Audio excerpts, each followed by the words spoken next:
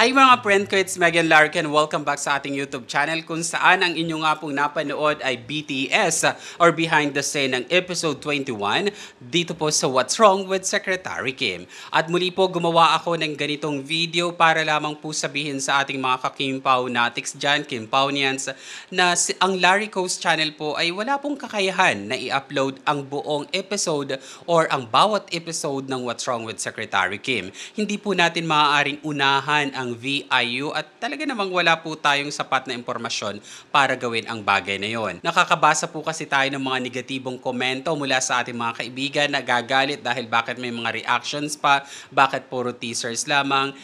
Choice ko po yon. Bilang isang OFW, ako po'y masaya na gumagawa ng mga ganitong content dahil sa isa na siya sa pinaglilibangan ko dito. Ano po, kaya paumanhin po, pasensya kung hindi ko ma-meet yung standard, yung nais nyo na mga videos. Kung ayaw nyo po na mga ganito, you can skip naman po. Hanapin ang videos or mga videos na naaayon po sa inyong kagustuhan.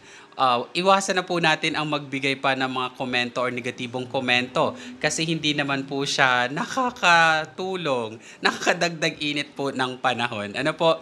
At saka kung talagang Kimpawnians ka, kung talagang taga-subaybay ka ng What's Wrong with Secretary Kim, alam po dapat natin yung tamang schedule talaga. Ano po? Which is inilalabas po ng VIU Philippines ang lahat ng episode. Midnight po yan ng Sunday. Diyan po sa Pilipinas, midnight ng Sunday po or midnight ng siya ng Sunday. Halos madaling araw na dito sa Thailand. Napapanood ko siya minsan na 2:30 or 3 na ng madaling araw. Talagang pinagpupuyatan ko yan kapag napakaganda ng mga episode na makaganapan. Ano po, at kung nais nyo maging updated lagi sa 3 araw na inilalabas ng view, mag-download po kayo. Magbayad po kayo dun sa apps para po updated kayo.